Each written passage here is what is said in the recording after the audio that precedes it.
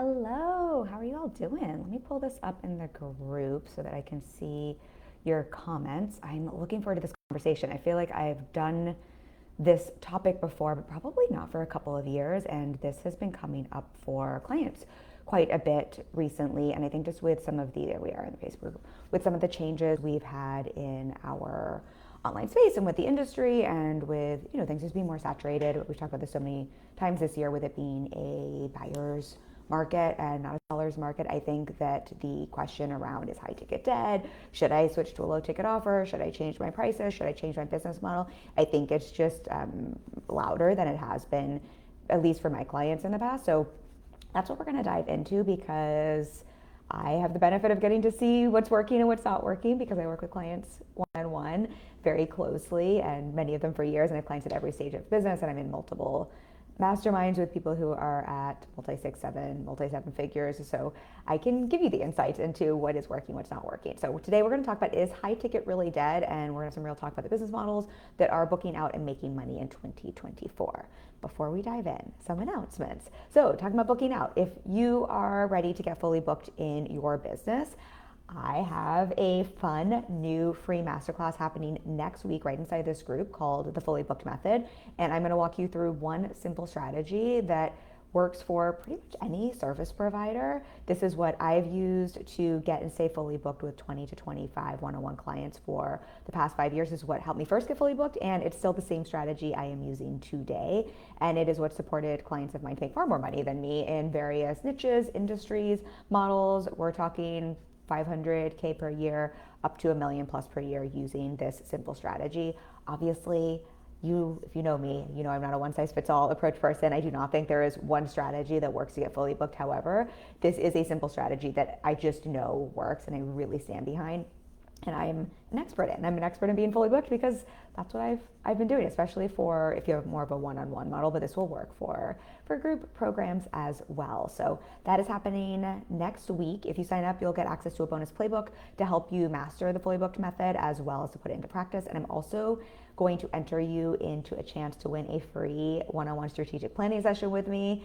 My clients pay a lot of money for these. You get my eyes all over your business. We will map out a plan for you to get fully booked, to grow your business to scale, or to work through an element of your strategy or mindset that is maybe keeping you stuck from the reoccurring revenue that you want. So I'm super excited about this class. I'm going to share both the framework of the strategy, some insights, and some truths I haven't shared before about what's really helped me and supported me to get and stay, I should say, fully booked. And then I'm also going to walk through how you can use the strategy as you scale so that it scales with you, and sort of how to know how to use it at different stages of your business so that you're not having to change things up.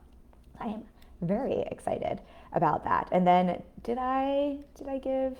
No, we're not doing a giveaway today. We usually do a giveaway. So if you're live with me and you say hi, we'll DM you, we'll pick a winner, and you can pick anything from my product suite aside from my one-on-one coaching. We have some done for you products. So you can pick one of those if you comment. I don't think we put that in the email today. So that is the announcement. And again, I'm really excited for this class. This is new, and I'm not planning on turning this evergreen. So if you want to join me, be sure to sign up. There will be a very limited time replay for it. Okay, now let's talk about, is high ticket dead? What do we need to know about this? What's going on here? All of the things. So let's actually start before we dive into, because I will walk you through the different business models and just kind of what's working, what's not working, pros and cons of all of those, because I think that can just be helpful information as you're looking at your business. But to preface that, so that you don't walk away from this mini masterclass and go changing up things that are maybe working in your business, let's talk about the truth about high ticket, and then just a pattern I see for a lot of business owners that keeps them really stuck, or it can keep you limiting your growth or your ability to scale. So first, in terms of the idea that high ticket is dead, the reason I'm bringing this here is I've had multiple clients come to me where this is what they have high ticket offers, and this is what they have been taught or told, or a coach has told them, or they've been in a program, and it's been encouraged for them to switch up their offer, their business model. And it's been quite detrimental to their business and to their revenue. And so I think we have to remember with something like high ticket is dead, like we have to really look at, is that actually true? Like first and foremost, like I have a high ticket offer. My business is thriving, right? Take a look at some people who have high ticket offers. even the people who are talking about high ticket is dead, they might be selling that high ticket offer, I think is sometimes the funny thing there. So I think we just want to see, like, we really want to be mindful of the information we're taking in.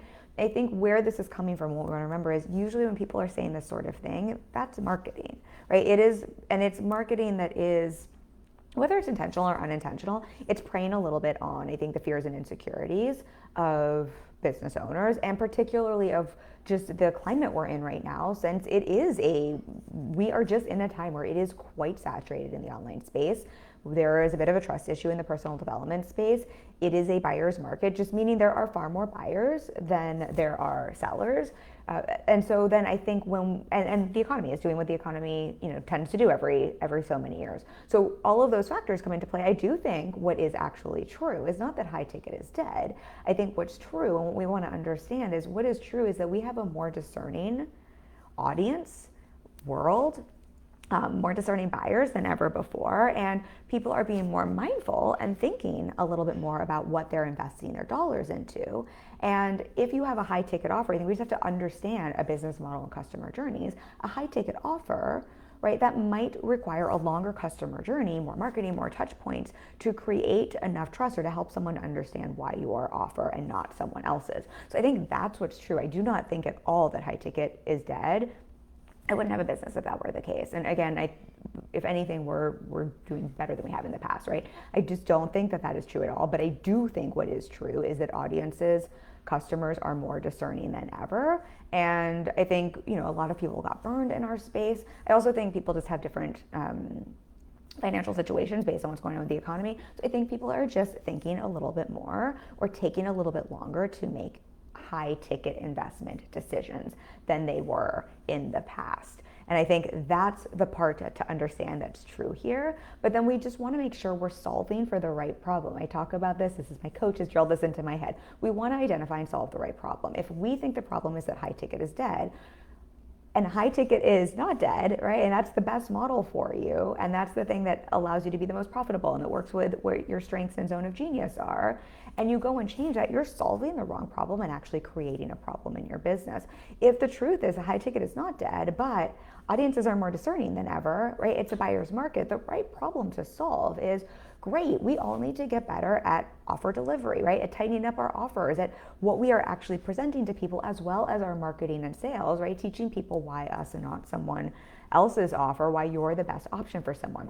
That is actually the problem to solve, right? It's not high ticket, low ticket. That is the absolute wrong problem to solve in this situation. So let me know if that is making sense here. And again, I will walk through all of the models. The other reason I want to bring this here before we dive into the different models that I think is really important to understand is what I see as a really big, and excuse the background noise, as a really big, there's a bunch of background noise happening here, just made me lose my train of thought, as a really big hurdle for a lot of business owners, and what keeps a lot of people hitting an income and revenue ceiling is a pattern of choosing a business model, high or low ticket.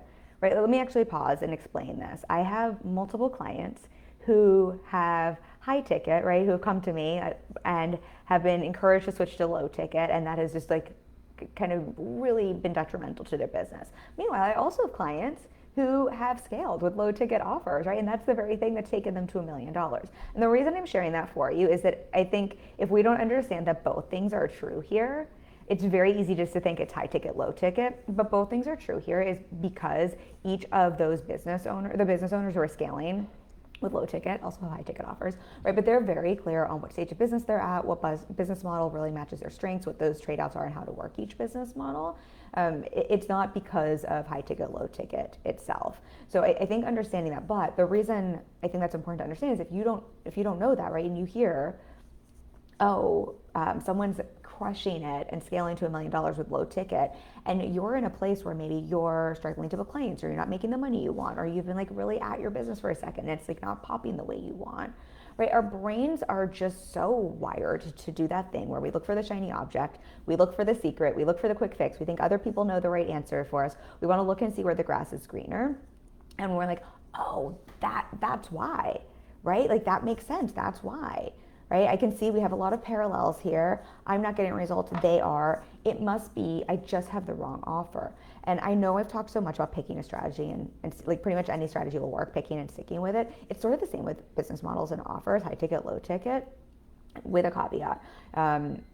But what I see with business owners is so often we're not picking and sticking with our offer and as well as our strategy. And as soon as, and this is kind of the cycle I see people go through, I see this with strategy, but I see this with offers as well. We will pick an offer. I did this my first couple of years in business, so I'm not calling anyone out. I literally did this and kept myself stuck and like hitting a 3K per month ceiling. One of the biggest things that had me catapult to my first 10K. Then right after that, the next month was a 24K cash month, and I've been making that up to 40K cash month since for 61 months now, right? One of the biggest things was picking one strategy and sticking with it, but also picking one offer, because what I did the first couple of years and what I see the pattern people get into is we pick an offer and we will take it as far as we can go to our growth edge. Our growth edge meaning our comfort level, right, mindset wise, but also our growth edge in terms of our mastery with marketing, with sales, with whatever we need to do to grow an offer. We will take it to our growth edge. And then as soon as we hit our growth edge, things get uncomfortable, right? That's when we're like, well, fuck, this doesn't feel comfortable. And as soon as we're at our growth edge, what happens is we are uncomfortable. We're not getting what we want.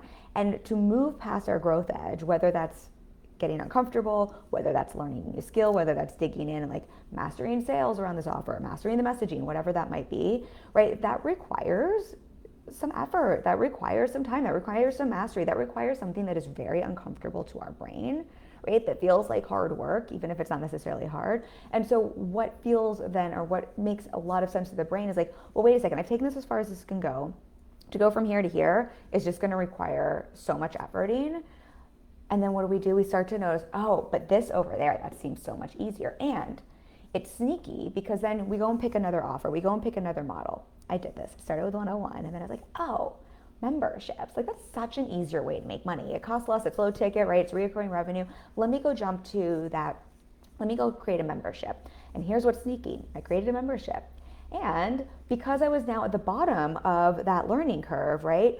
The first couple of things I've already learned and mastered that with selling one-on-one. So it's like I blew through creating a membership. I blew through some of the marketing and sales. I actually brought some people into it. But then I hit the same growth edge, right? And as soon as I hit that growth edge, I was like, oh, well, this is now hard, right? Like to take this to the next level and to actually make real money from this, it's going to require stuff that I don't know yet. That's uncomfortable. So what did I do? I created a group program, right? I created a course, and this is what kept me hopping around. And what happens is when we're doing this, we're just forever, we're blowing through that. It feels really easy at the start because you're taking the skill set you already have from another offer, from another model, right? And you can take that to a certain level. But what happens is we're just always taking our business to a certain level. And as soon as it hits here and it gets challenging hard, right? We're starting all over and we're just always hitting that ceiling. Let me know if that example makes sense.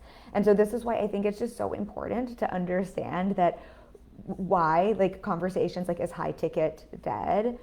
We want to be so mindful of this because it just feeds if you're in that place in business where, especially because of, you know, everything we were talking about at the beginning of this conversation, industry, economy, it's a buyer's market, right? It just makes it so easy then if you're kind of hitting that ceiling, your growth edge ceiling, to think, oh, that's the answer, that's why, let me switch to a low ticket offer.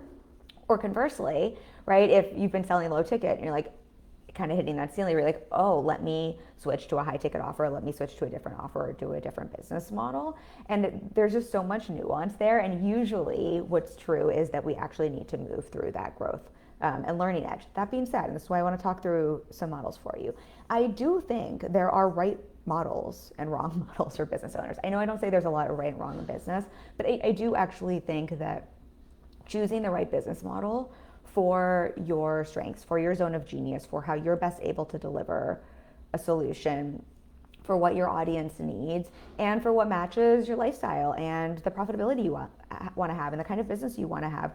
I do think there are right and wrong business models for that, as well as I do think there are business models that are just going to be easier and harder to grow and scale depending at where you're at in business and kind of what's going on there. And so I think this is when it's confusing, because then if you're hitting that growth edge, that growth ceiling, right, it's tough to know, wait a second, do I have shiny object syndrome? Am I trying to do that thing where it's like, it now feels hard to like dig in and do the work required to jump over this ceiling to the next level, and I'm just wanting to start over new with something else because it's always easier at the start, right? Or is it that actually I am kind of in misalignment here and there's something that needs to shift? So I'm going to break down some different models to help you have that information.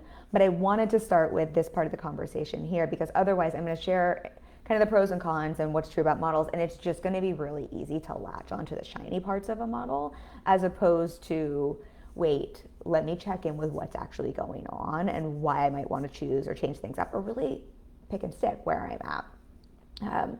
So what I will say with that, maybe just the last piece before, and let me know if you have questions if this is landing, because just want to make sure this is all making sense.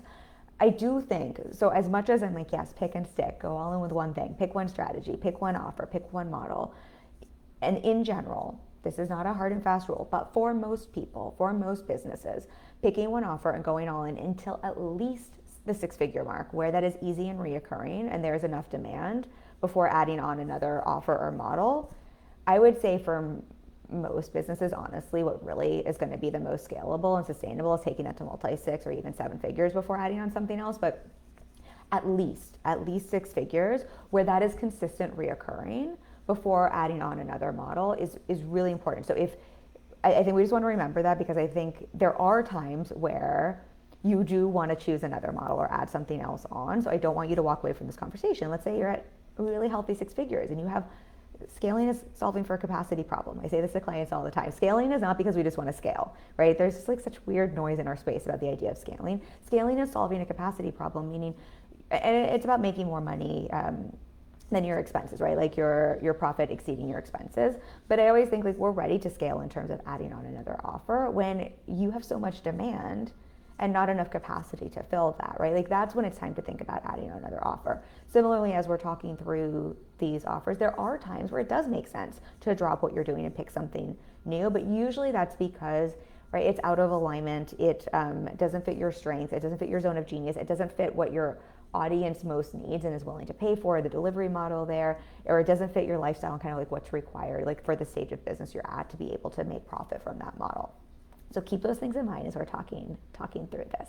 Okay, let's actually start with memberships. We're gonna walk through memberships, we're gonna walk through group courses, groups and memberships, and then one-on-one. Obviously, we know I'm very biased towards one-on-one, but I have a love for every model. I've sold every model in my business, so I have a personal experience with them, and I've successfully sold every model in my business.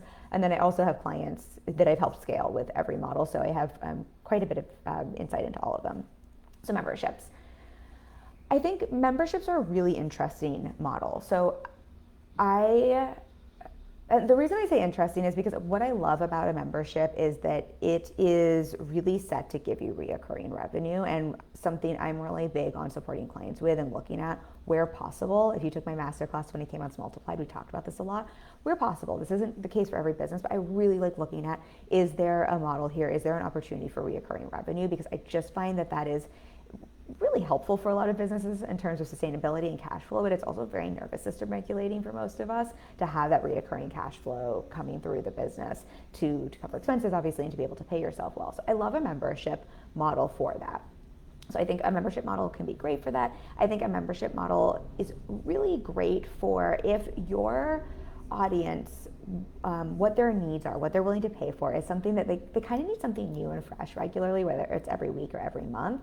And like the way you shine and the way you love to deliver your service is by like constantly creating updated new things for your audience. So whether that's, we're seeing a lot of reels with like hooks that are like membership models, or in the past we've probably seen like content templates or like prompts for people. If you're in the fitness space, right, workouts or different recipes. I think workouts work particularly well in a membership. I have a past client who's taken their business to, I think, past 2 million per year with an only membership model that's more in the fitness health space. So I think these are types of offers, audiences that really do well with a membership type model, right? Because we just like kind of want that like we kind of need something new regularly. Like we need it to be updated. We don't just want a one and done fixed solution or a one and done method or process with something. We want that like updated support.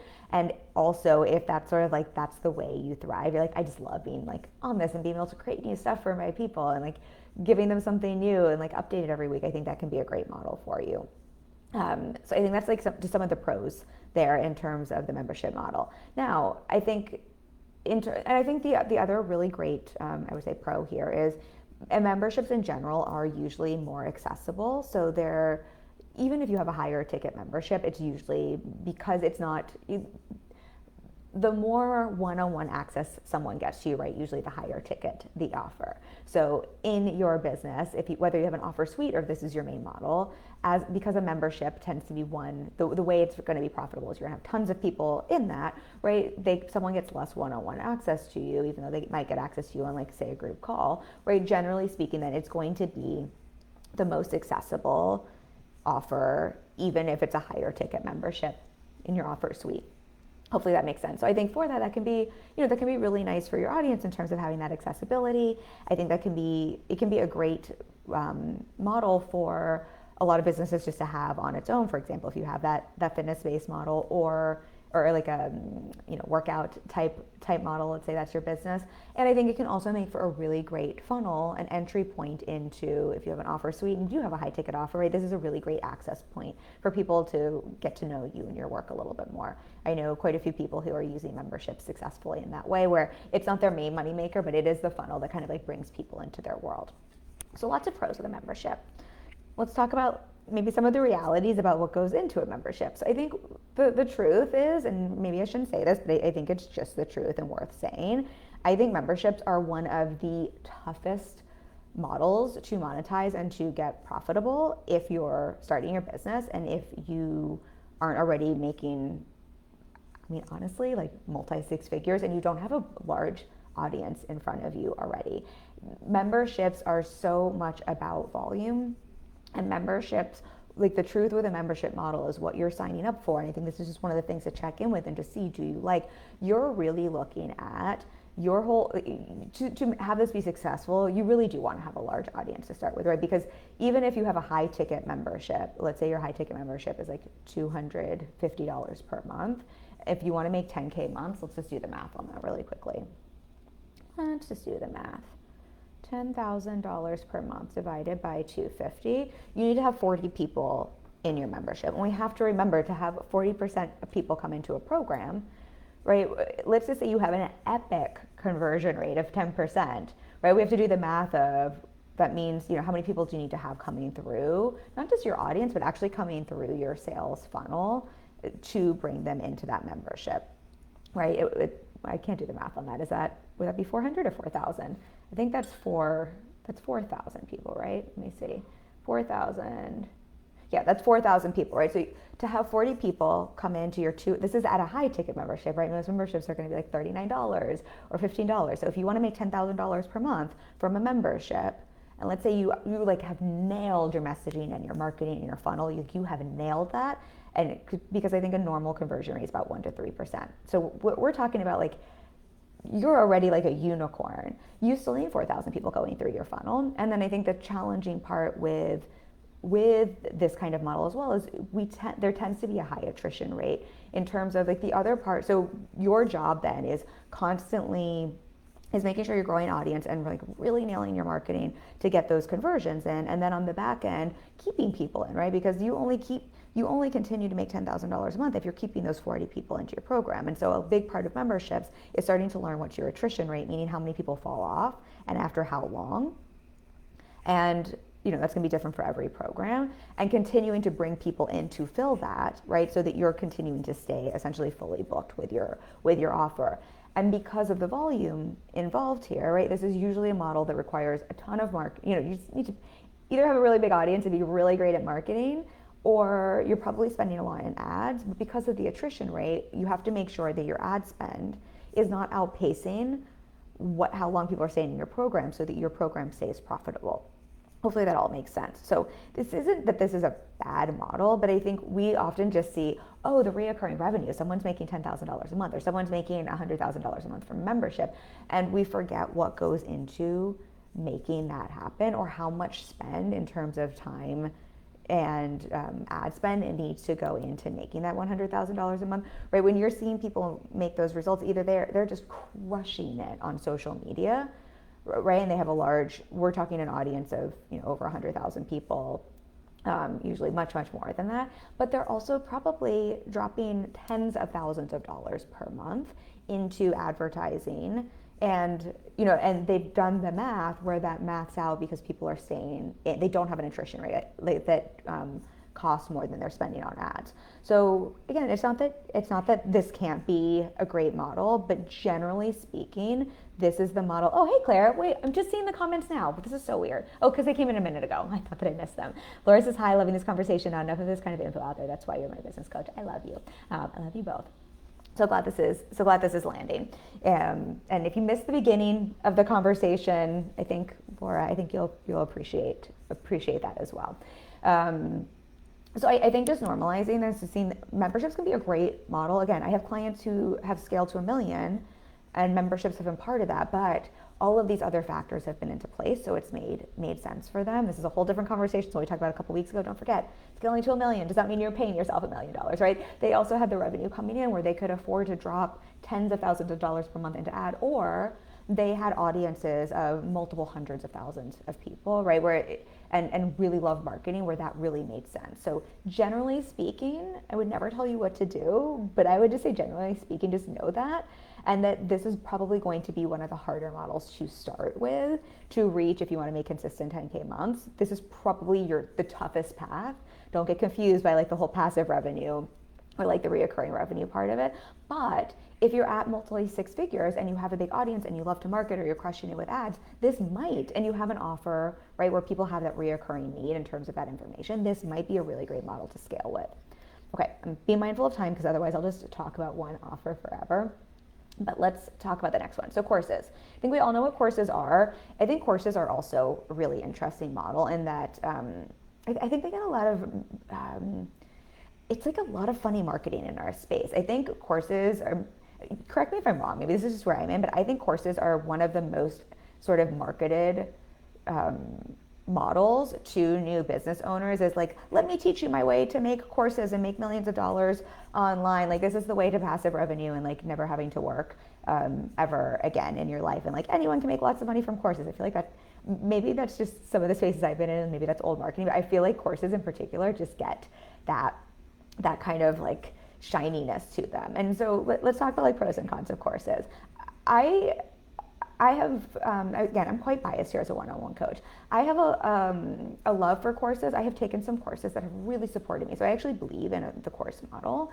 And I also think for a lot of us and what we're selling, it doesn't make sense to offer in a course. And I think one of the problems with the kind of course model is that it's sort of been marketed as this is great for everyone and it's great for everyone's service as a way to scale. And I think that is simply not true. I think a course is really great if you have a proven framework, if you have a template, if you have something that is a problem for your audience that is pretty similar for everyone, and you have a simple, proven method to walk them through getting that solution or that result that if someone follows what you've done, they can get the outcome, solve their problem, get the result they want, right? I think it is a great model if that is what your audience needs and wants to pay for, right? And if that is your skill set and you've already proven this, right? We're not just like pulling some shit out of the air and deciding to put into a course.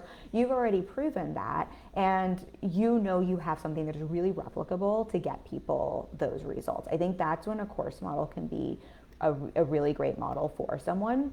I think I have a client right now we're working on, I think she's going to blow it out of the water with her, it's kind of a course template. But the reason for that is what she's offering is, she has done this one-on-one. She has proven this with multiple clients. She's not a coach. She's in a different niche. And what she's offering is something that someone can take, go through her program, go through her template, apply it, and it's like foolproof that they will get results. That's kind of like what's being promised there, right? That makes for a really great course template model. So that's what I would be thinking about if you're thinking about courses, as opposed to just like, oh, this is the easiest way to passive income. Or courses actually take quite a bit of work. If you're going to make a good course or a good template or a good program, right, in some ways it's more work, I think, than a lot of service delivery. They're passive in that they are quite scalable in terms of, I think one of the pros for them is once you've created something and proven it, right, and tested it and iterated it, and your people are getting really great results from it, right, it's quite scalable in that you can sell as many courses as you want without having to trade your time for money, so to say. But for that to be the case, right, there's usually still quite a bit of work that goes into maintaining that course, keeping that course as something that's really tight and beneficial for people. And then similar to the membership model, a lot of the work there where your time is spent is really in marketing, it's really in audience growth, and really for courses to scale and to make great money. Because what's different with a course than a membership is you don't have that reoccurring revenue baked in unless you have some sort of membership on the back end of it.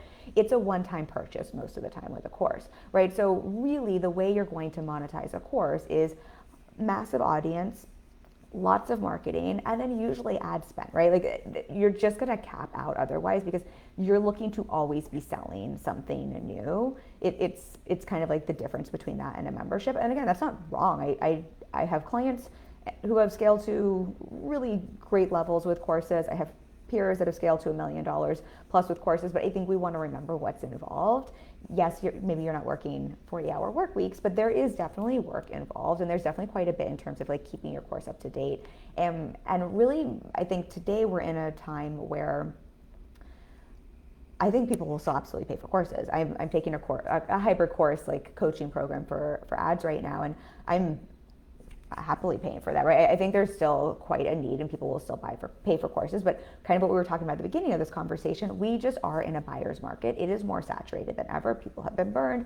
There's longer customer journeys. People are being more mindful of what they invest in. So I do think if courses are the model you want to go with, if it's like, yes, I've got a framework that I know works for people, and also I love to teach, right? I love to teach and I love to market and I love tinkering with ads, right? If that's kind of like you, this might be a really great model for you. But I would just remember it is not completely passive by any stroke of the imagination. And really to be competitive, there just is that much more work in terms of how do you stand out and teach people why your course and not someone else's and build that trust. I think we have this with every offer right now. But I'm just saying this in terms of just being mindful of that, because with the whole is high ticket dead, I think the conversation is high ticket's dead because people aren't buying high ticket, and every other like low ticket offer or course is like will make you passive revenue while you sleep.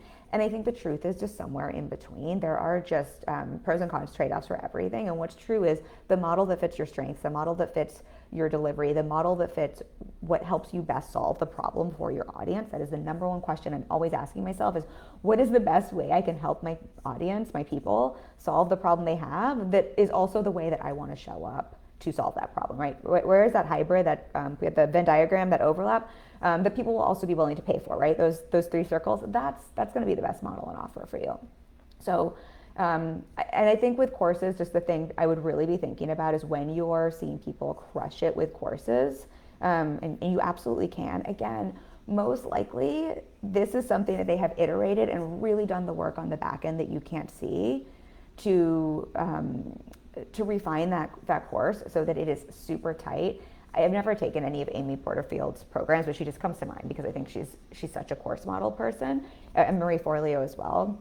I just because I think we all know their names. I think both of them are examples of people who have iterated and tested the F out of their courses, out of their programs. And then, whether people get results or not that's debatable. That's a different question.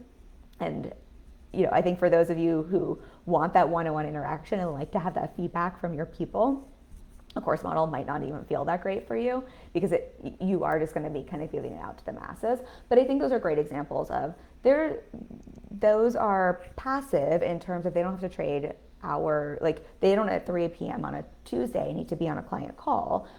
But there's been quite a lot of testing and iterations for years, if not decades, behind some of their pro courses that are giving them the millions of dollars they're making. And their ad spend, I don't even know what it is, but Amy Porterfield in particular, just judging by the fact that her content has not just changed in terms of what I think is working right now. My guess is she's spending a fuck ton on ads, and that's not bad or good, but I think just really being aware of that with a course model. And so, that's just going to cut into your profitability. And that's not bad or good. I think that can be great if this is what you love. But I think just knowing what you're signing up for, as opposed to kind of doing what we were talking about at the beginning of this conversation, where it's like you've hit your growth edge in your current model that's actually great for you. And instead of doing what's required to scale past that growth edge, right, choosing something new because it seems easier and taking it to the growth edge all over again. So I think ads can be a great model, and they can be a great model to both start with or to scale, but I think just knowing what's involved is quite important. And if you do have a course model and you're like, why am I not making more money from it? It might be time to think about, right? Like that's just when I would say like the way to scale courses is through ads, like, or just having a ton of viral reels, but it's just still with ads, and just to normalize that and not to make that wrong. Like that, knowing what business you're in, so I'm now in the business of ads and marketing. Like that's the game I'm in. Okay, comment. Jordan says, hi, I'm popping on and off just to say hi. Multiple kids at home with me right now, so I'll catch the entire combo in the vault. Yay, love to see you in the vault, and hi to your kiddos and love you. Laura says, thank you for also saying I love to teach. I've seen clients and colleagues start developing a course only to stop and change gears because they realize that they hated the entire process of creating it because teaching isn't a skill they have or that they want to learn and hone or hire out. Yeah, I think this is why with thank you for saying that, Laura. I really appreciate that comment. I think with any of these models, right? I think it's that Venn diagram we're talking about. I think it's really thinking about not just what's the business I'm in terms of your messaging, but with your model, what's the business you're in terms of with a course, right? The business you're in is I'm in the business of teaching and, content and course creation, and I'm in the business of marketing and, audience growth essentially, and like funnel hacking and growth, like that's kind of the business you're in. And I think just knowing that is so helpful, because if it's like the thought of spending your days or your time doing that, and even hiring it out, right, to be good CEOs, I think to some degree, like that, then that means you're in the business of great team acquisition and leading a team. And so if you're like, oh, but that's not what I want to do with my time, right? Then you just are like, great, really good to know. This is just a shiny object, right? Because you're probably hitting a challenge point in your own model that's probably really great for you. And so instead of burning down something that probably just needs you to work through a growth edge with a new offer that seems shinier and easier, like just being really realistic with like, yeah, you just might not like the model and what that is. I mean, let's be transparent. That's one of the reasons I've stuck with one-on-one. I'm biased, but I think it is the easiest model to make money from and scale. I think it's the easiest model to deliver on. I think it gives you far more flexibility and freedom than people realize, and it is by far the most profitable model in my experience. But I love all the models, but I'm biased. Laura, thank you for saying that. All right, I'm going to jump to the next one. Otherwise, we will never, I won't finish before I've top off for my client call. Okay, so let's talk groups, or if anyone has questions around courses though or anything, let me know. Oh, I will say one other thing with courses that I think just is helpful to remember. I do think right now what I'm just seeing work, and just in terms of course sales, I do think finding some way to make them hybrid where you're offering some sort of personal touch, whether that's group calls that are involved or a bonus like a group call or a Facebook group, something though where people can get support to apply, even if it's for a limited time, what they're learning in the course, I think is just selling better for most courses. I think overall we're in a time, again, buyers have a lot of options. We can Google how to do pretty much anything online. So it's sort of like if I'm buying a course, I'm buying that because I want to learn from you specifically, your zone of genius, your perspective. Like I need to have something in this course itself that is unique to the way you do this. And I need to understand that in your marketing, like why I want to learn from you as opposed to just like cobbling together stuff online because all the information's out there. And then generally speaking, I think courses get a bad rap because, people have a very, the completion rate is quite low. And then, most of us need support. This is the other reason I love one-on-one, right? Most of us just need that support to be able to understand how to apply whatever we're learning to our own life, whether it's our business or our fitness or our health, whatever that is we're doing. And so I do think courses that are including some sort of, whether it's a group coaching call or you have support coaches or you have a Facebook group, but something that is offering that support for and both that encouragement to complete a course, but also that support. I find those are tending to sell better right now, at any price point, if that's helpful to hear. Okay, let's talk groups and masterminds, basically one-to-many, but one-to-many with that kind of one-on-one access component to you. So this again could be group coaching, this could be a mastermind. Trying to think of what else. I think that would be like the main format there. But usually here, when I'm talking about group, usually this is a little bit more of an intimate program, though of course there are groups out there that have hundreds of people in there. So this would apply to that as well. So I think what's really nice about groups and masterminds is this is a really, I find great kind of middle point model wise for those of you who maybe are like me that love the one-on-one, that like want to be able to like be in the weeds with your people and like give that support, and that like also thrive off the feedback. So I think sometimes when you're having something like a course, right, you just don't get that feedback from people in the same way, and you can't you like can't dig in and support people the same way. So if you kind of like have that love, but also you're in a place where either you want to scale because you have a capacity problem, right? You're just so at your demand is past the capacity you have, and you have nothing left to sell or no spots to sell. Or like I have plenty of clients. I don't necessarily think this is always the easiest model to start with, but I have plenty of clients who have started with group or masterminds or have jumped into it pretty quickly because it's still a capacity solving problem, but because of the lifestyle or because they have kids, right? They just don't have the capacity or time to do as much one-on-one delivering, whether that's coaching or done for you services.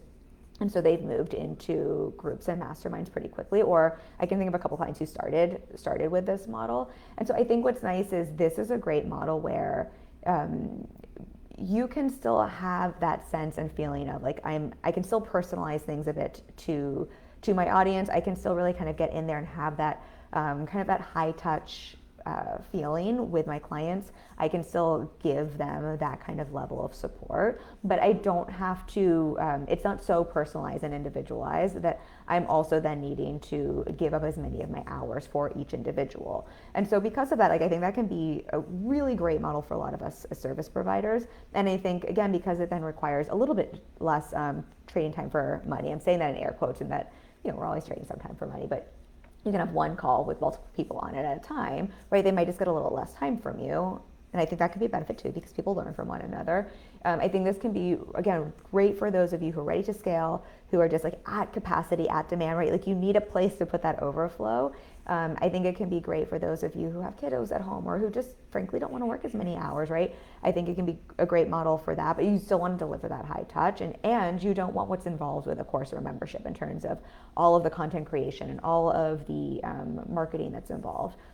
And I think it can also be great. I think some people just really thrive in group settings as well, right? I have a couple of clients who come to mind where they just really hate one-on-one, but they just light up in a group component and setting. They kind of thrive off that energy. They love seeing how people interplay in that way. I think it can be a great model for that. And a great model for those of you, again, I would still consider this a little bit of a scaling solution, but a great model for like a graduation, either an entry program into maybe a higher ticket one-on-one offer, but I think it can also make for a great graduation program if you have something like one-on-one where people maybe don't need that level of support anymore, right? They can kind of graduate out into a group or a mastermind, right? I think it can go on either side of your offer suite. So I think those are things I would be thinking about with a group, and I think there's just a lot of, there's pros to all of them. I think the thing to be mindful of with groups, or like not even a con, but just like the trade-offs that come, it isn't one-on-one, right? People still get that one-on-one attention with you, but I do think these types of programs require just really having a great hygiene, for lack of a better way to say it, around your energy, around your boundaries, around client interactions, around access to you outside of the calls, and really setting up structure in a way that I think isn't required with a one-on-one offer. And even with a course in the same way, I do think these tend to do well with quite a bit of structure. I think they just really require you to step into leadership in a different way. And so these are things I would be thinking about, because like all of these other elements are great, but I think sometimes I've had clients almost get their nervous system a little jacked up and thrown off when they realize, oh, I now have to hold 20 people at one time or 10 people at one time, and kind of the dynamics that come with that in terms of leadership, boundaries, energy, navigating multiple personalities. So I think this is like less from a sales perspective, but I think that's just something to just think about and just to be aware of. It's not to scare anyone off. I think, again, some people thrive in it, but again, we're talking about, are you choosing this model because it really fits your zone of genius, how you like to serve, how you like to deliver, what's best for your audience, and how they're best going to solve their problems. Right, all of these, like, this is really what people are willing to pay for, or are we just hitting that growth edge with another model, and this just feels like the shiny object, like the easier way to make money. So I think those are some things I would be thinking about there. I do think with groups and masterminds, right, you can have this be quite a high ticket offer. So I think what's nice with that is you're still playing a little bit more of an audience growth game, and generally probably going to have some sort of launch model for your strategy. Because the difference between this and one-on-one is you're still selling one to many, and you need a certain number of people to be ready and say yes at the same time to start, unless you're doing kind of a rolling admission type model with your offer. So, you generally are going to be still focused on audience growth, on having some sort of launch model. I think just things to be aware of. And I think you just want to kind of level set expectations with yourself of knowing, great, so let's just say I want to have 5 people in this program. Again, going back to just like, what are norms and stats? If we know on average, right, we're going to look at a 1 to 3% conversion rate with a launch, and 10%, or maybe more if you're just like a unicorn and you have a really great relationship with your audience, or you're just doing a lot of personal outreach and calls with people, which I've definitely seen with this model, clients get those kinds of results. I think just making sure the maths here and being aware that even with like a 10% or more, let's say you want to have 5 people, right? That's still, am I doing the math right? That would still be 50 people going through, not in your audience, going through your conversion event, that are, like actually opening emails and going through the things, or that you're reaching out to. And so I think just being aware of that part, because then again, I think this type of model can have a really great retention rate.